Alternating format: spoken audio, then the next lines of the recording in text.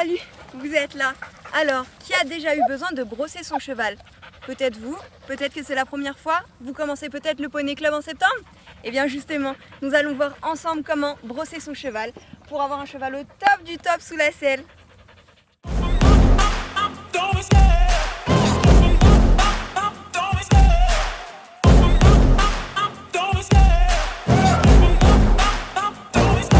I love the chase and the hunt, and I set the pace when I'm running. I always take what I want and I always give it 100. Don't need a bank, no I'm funded. Play the game like it's nothing. I'm always thankful for something. Don't take for granted, stay humble. Now wake up, it's time to look at the enemy. Look.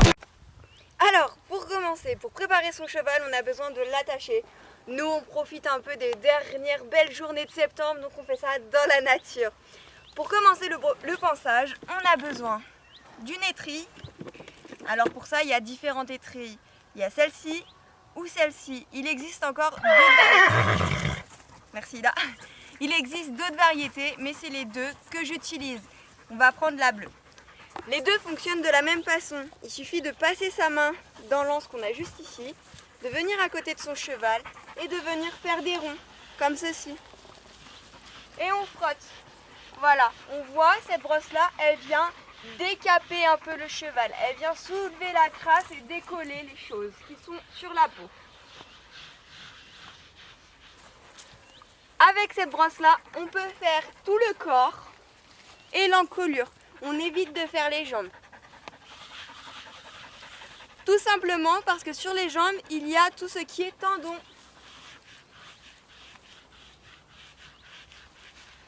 J'ai fini le premier côté, on passe au deuxième.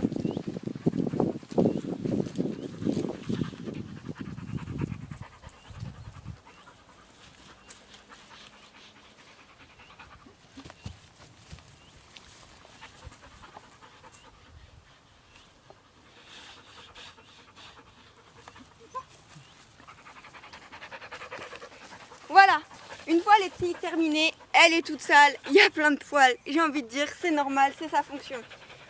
On passe au bouchon. C'est une brosse comme ça avec des poils qui ont le poil un peu dur. Vous voyez, si j'appuie, le poil ne se courbe pas bien. Et on vient le passer dans le sens du poil. Alors, avec cette brosse-là, on peut faire la tête, le cou, le corps et les jambes. Je vous montre ça. Je commence souvent par le haut de l'encolure. J'enchaîne avec le corps. On n'oublie pas sous le ventre. On fait ensuite les jambes. On passe de l'autre côté.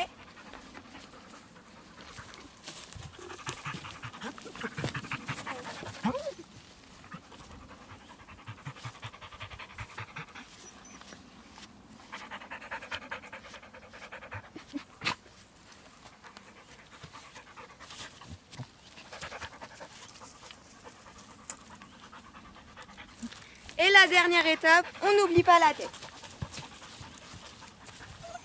Alors pour ça, on vient gentiment à côté de son poney. Et on vient passer la brosse gentiment comme ça. Ils n'aiment pas tous ça, alors il faut y aller doucement.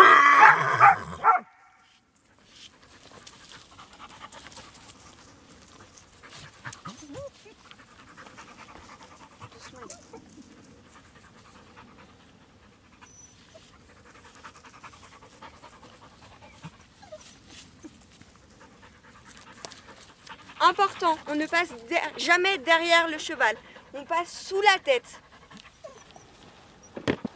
Et du coup, on vient pour la dernière brosse prendre la brosse douce. Alors, la brosse douce, c'est comme la précédente, on l'applique sur l'intégralité du cheval.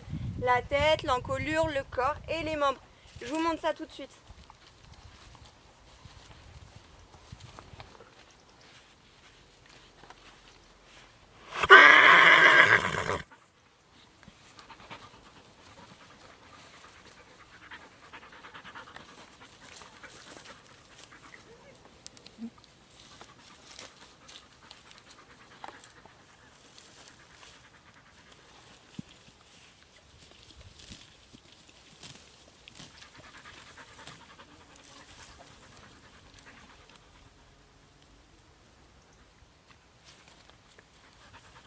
Il y a un bourdon juste ici, c'est pour ça le petit temps d'arrêt.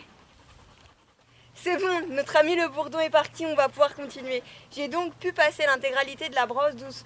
On va récupérer le cure-pied qui va venir servir à faire les pieds.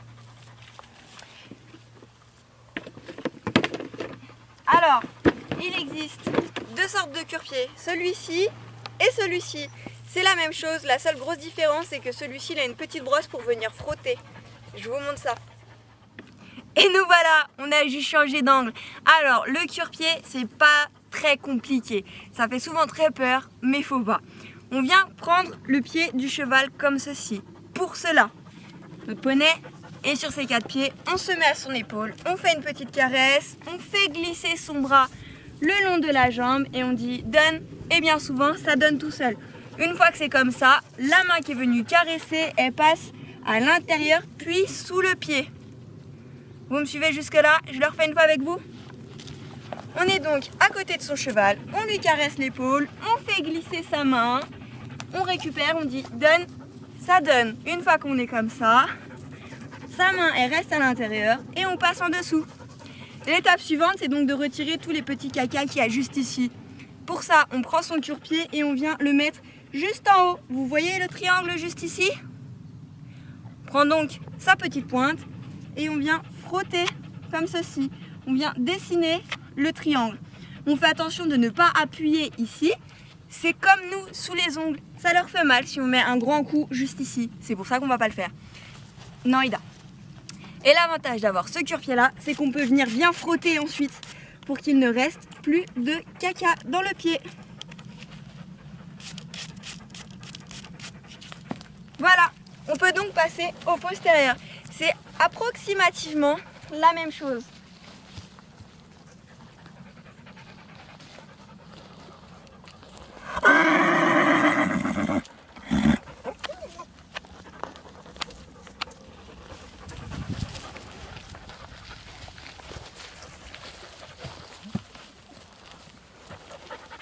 Donne.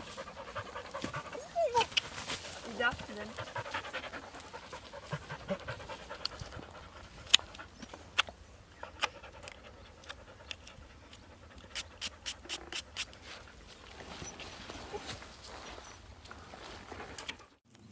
On a terminé les pieds, on peut donc passer à la dernière étape, la crinière.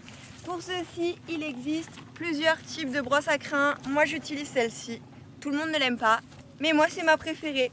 On va commencer par la queue. La queue, il faut faire attention, il ne faut jamais être derrière les fesses de son cheval. Donc on vient chercher la queue sur le côté comme ceci et on brosse. On commence toujours par la pointe des crins pour éviter de casser le crin. Hop.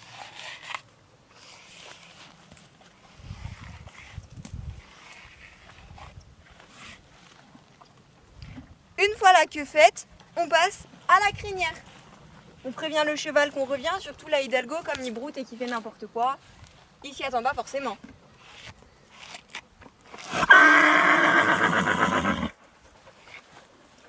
Puis nous avons le toupet.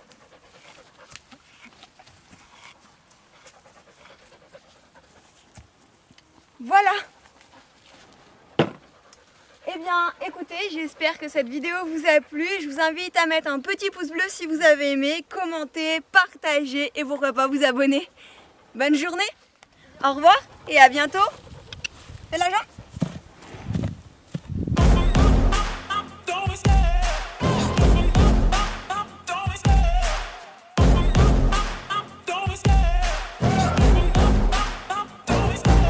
Love the chase and the hunt, and I set the pace when I'm running. I always take what I want and I always give it 100. Don't need a bank, no I'm funded. Play the game like it's nothing. I'm always thankful for something. Don't